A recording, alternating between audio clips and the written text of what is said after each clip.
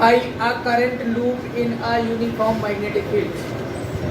ये जो कॉन्सेप्ट आज सिखा रहे हैं इस पर बेस्ड आपका मूविंग कॉइल गैल्वेनोमीटर का फंक्शन इसी पर बेस्ड है। जब किसी भी रेक्टेंगुलर कॉइल को मैग्नेटिक फील्ड में रखते हैं तो वह टॉर्क एक्सपीरियंस करती है। ठीक है, तो टॉर्क का मतलब क्या होता है? अगर आपसे कोई पूछे व्हाट इज टॉर्क, एक ऐसे व्यक्ति को टॉर्क समझाना है जिसने फिजिक्स नहीं पढ़ रखी है, उसको कैसे समझाएंगे? तो ऐसे व्यक्ति को समझाने के लिए हमारा मन डिस्ट्रैक्ट ना करें। सब लोग यहाँ ध्यान लगा के सुनें। ऐसे व्यक्ति को समझाने के लिए उसको बताएंगे किसी भी ऑब्जेक्ट को, देखो भैया आप ही को ऐसे बता रहे हो, आप लिखने में लगे हो यार, जो भी हम बोले सब डिलीट कर देना, कट कर देना। ठीक है, किसी भी ऑब्जेक्ट के घूमने की टेंडेंसी को टॉर्क कहते हैं। किसी भी ऑब्जेक्ट के घूमने की टेंडेंसी को टॉर्क कहते हैं। कितना तेजी से कोई ऑब्जेक्ट घूम रहा है, ये है विदाउट फार्मूला। ठीक है, और मूला क्या होता है? Force into perpendicular distance from the axis of rotation. ठीक है, force into perpendicular distance from the axis of rotation. Product of force applied to any body to the perpendicular distance from the axis of rotation। ठीक है, force into perpendicular distance from the axis of rotation. यहाँ से torque अच्छे से समझ पाएंगे आप। ये आपका दरवाजा है, दरवाजे को आप ऐसे पकड़ के बंद कर दिया। ये जो हत्था ये जो लगाया जाता है, ये यहीं पर क्यों लगाया जाता है? ये यहीं पर क्यों लगाया जाता है? इसको यहाँ क्यों नहीं लगा देते? यहाँ लगाने का कारण ये है कि डिस्टेंस कम हो जाएगी, एक्सिस ऑफ रोटेशन से डिस्टेंस कम हो जाएगी, फोर्स ज़्यादा लगाना पड़ेगा। यहाँ पर क्या हो रहा है? डिस्टेंस बढ़ा दी गई, फोर्स कम लगाना पड़ेगा। तो ये फोर्स अप्लाइड इनटू ये डिस्टेंस, फोर्स अप्लाइड इनटू ये डिस्टेंस, और टॉर्क। समझ में आ गया सभी को? अब देखो ध्यान से, यहाँ पर क्या हो रहा है? Torque experience by a current loop in a uniform magnetic field. मतलब क्या है कि सबसे पहले आप एक नॉर्थ पोल और एक साउथ पोल, नॉर्थ पोल और साउथ पोल के बीच में आपको एक rectangular current carrying loop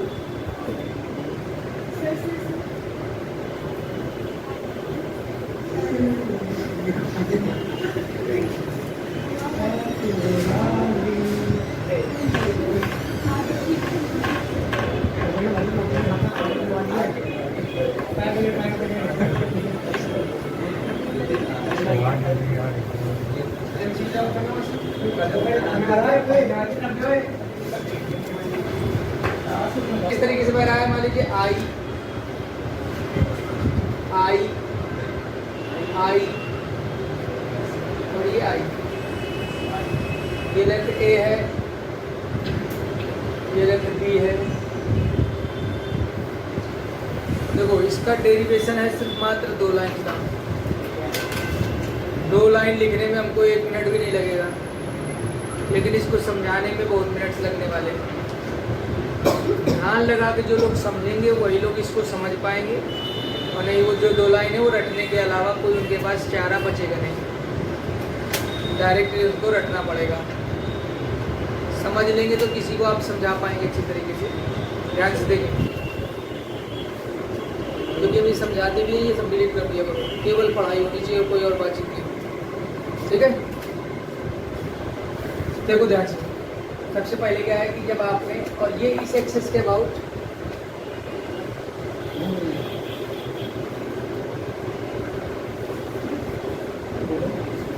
rotate हो रही है।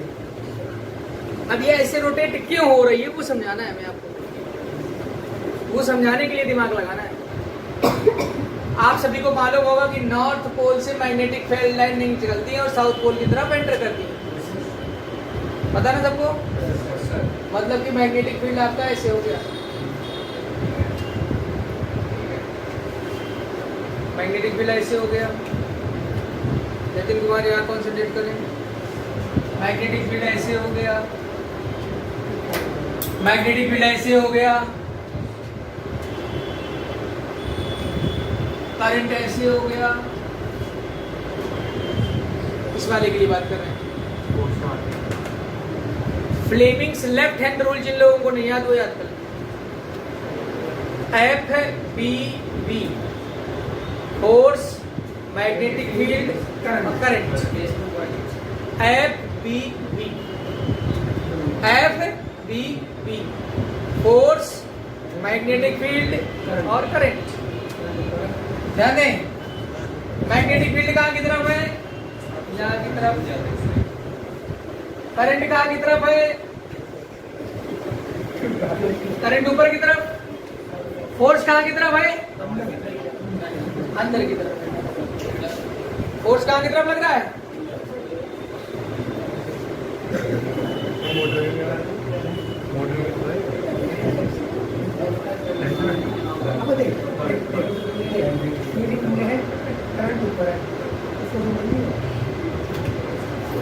मैग्नेटिक फील्ड यहाँ की तरफ, करंट ऊपर की तरफ, तो फोर्स अंदर की तरफ। अंदर की तरफ समझ में आ रहा है ना, हमने अंदर की तरफ बनाया है। इसको अगर आप बाहर की तरफ बनाना हो तो ऐसे बनाते, ठीक है। अब इस एफ की वैल्यू होगी कितनी ये बताओ। इसका लेंथ कितना है? बी। करंट कितना जा रहा है? आई। और मैग्नेटिक फील्ड और लेंथ के बीच में एंगल कितने डिग्री का है? 0। I L B sine theta formula कल लास्ट क्लास में पढ़ाया गया था। किसी कंडक्टर को लगने वाला फोर्स क्या होता है? I L B sine theta. L होता है लेंथ, यहाँ पर लेंथ क्या है? बी।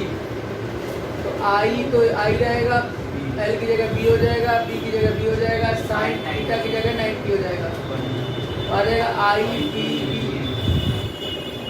मतलब कि इस वाली साइड को जो फोर्स लगेगा अंदर की तरफ लगेगा, कितना लगेगा? आई बी बी। कोई दिक्कत किसी को? समझ में आया?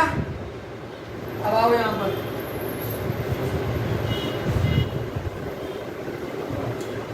यहाँ पर आओ।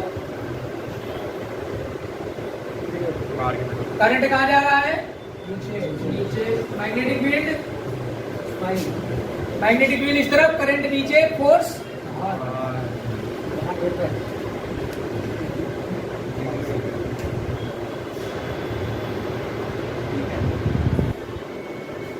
ये कितना होगा?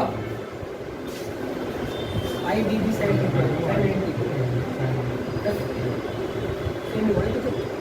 कितना आएगा यहाँ से? सेम ही आएगा कि नहीं आएगा?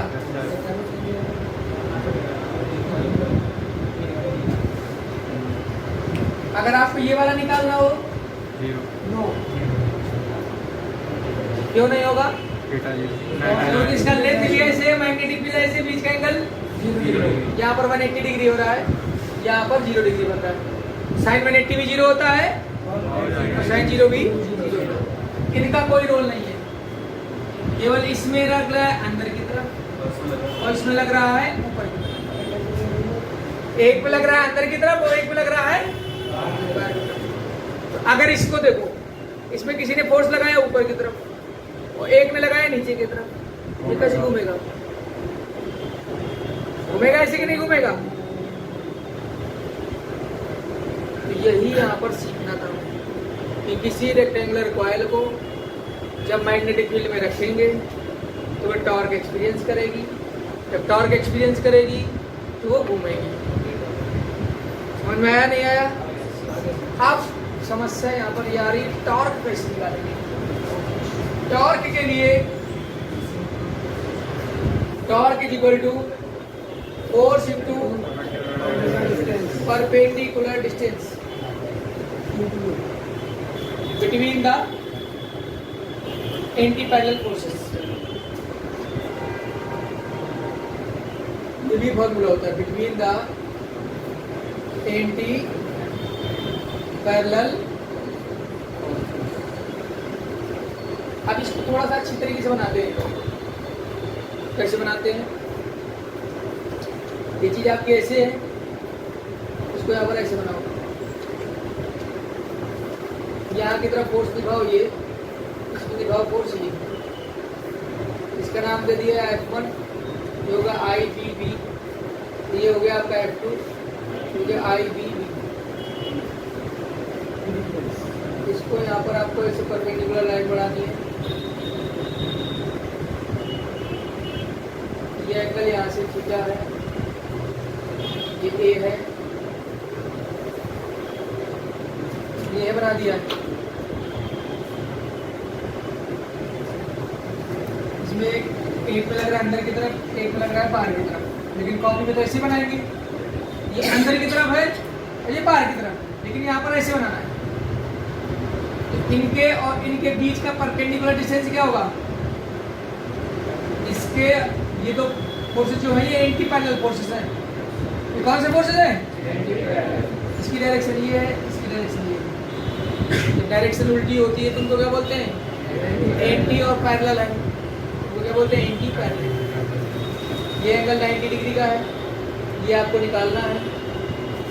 एंगल के सामने वाला परपेंडिकुलर, 90 के सामने वाला हाइपोटेन्यूज।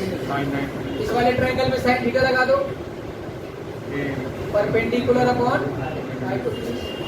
तो साइन थीटा कितना आ गया? P अपॉन हाइपोटेन्यूज कितना होगा? P बराबर कितना आ गया?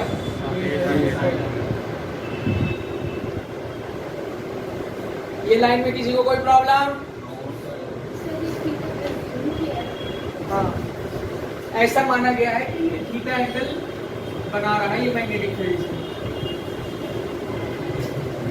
थीटा एंगल मैग्नेटिक फील्ड से बना रहा है, इस तरीके से रखा हुआ है, ठीक है। अब देखिए ध्यान से, तो ये कितना हो गया आपका? IBB। परपेंडिकुलर डिस्टेंस क्या हो गया?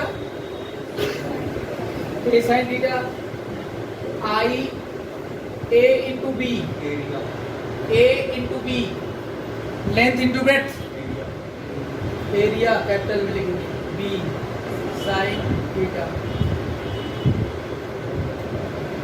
If coil has n turns, torque बराबर कितना आ जाएगा? NIAB sin theta. एक बात और याद कर ले, NIA जो होता है इसको बोलते हैं magnetic moment of the loop. क्या बोलते हैं? मैग्नेटिक मोमेंट ऑफ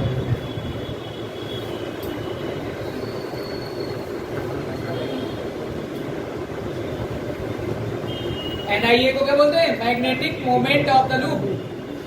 तो टॉर्क इक्वल टू कितना हो जाएगा?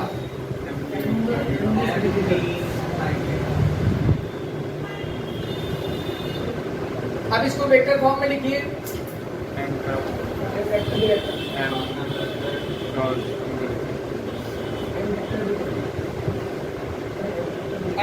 M cross D, AB sine theta जानते हैं ना लोग? टॉर्क वेक्टर उधर लिख दिया आप लोगों ने।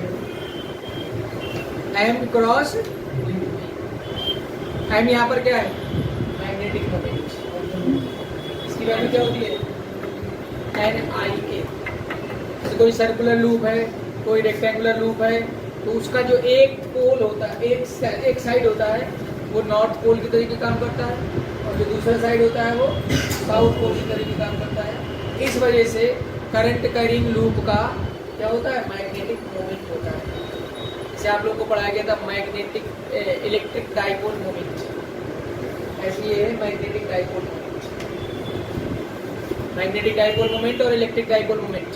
वहाँ पर पढ़ाया गया था आप लोगों को?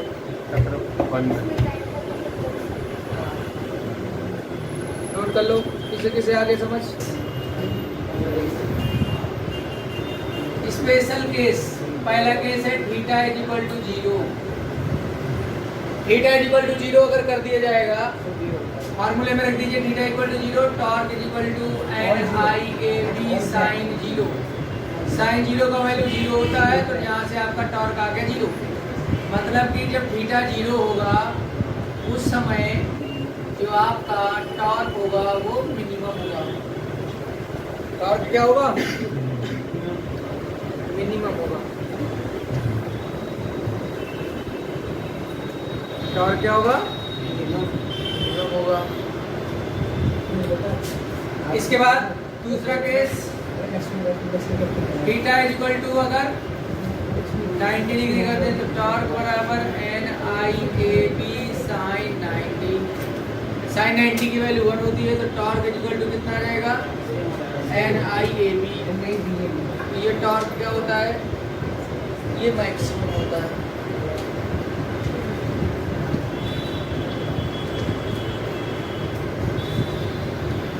Maximum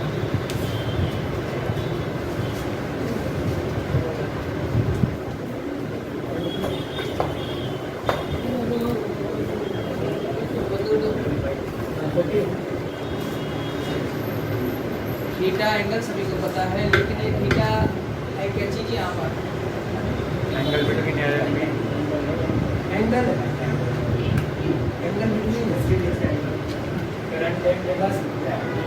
angle between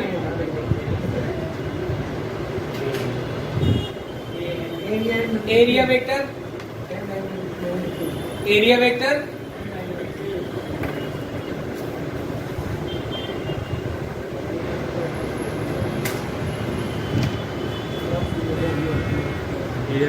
area vector का मतलब यहाँ पर क्या है?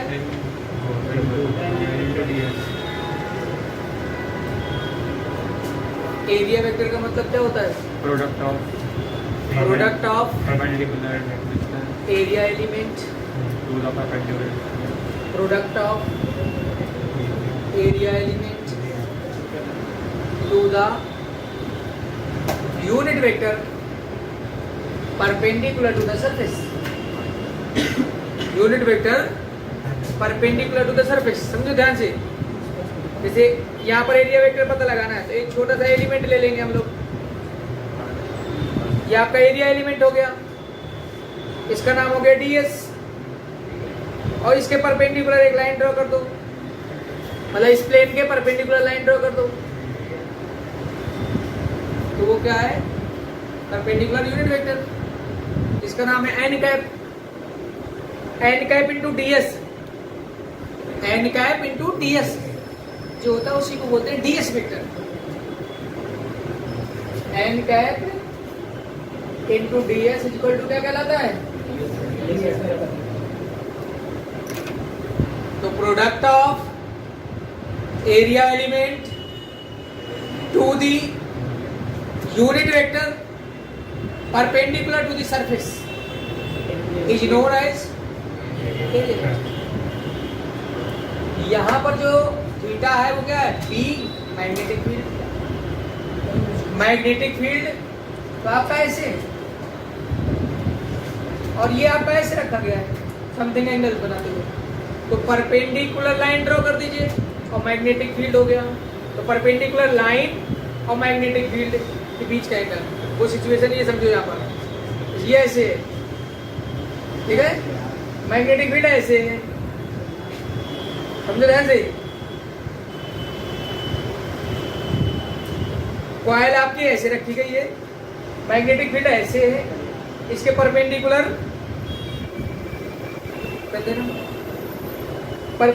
लाइन ये है,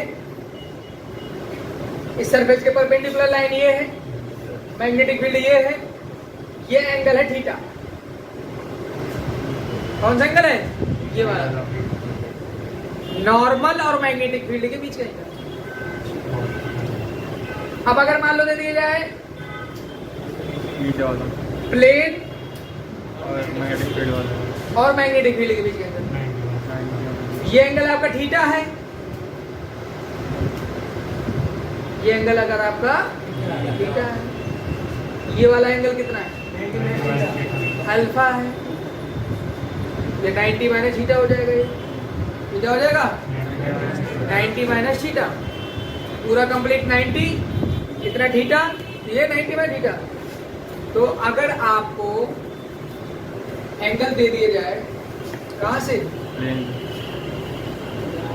कहाँ से दे दिया जाए?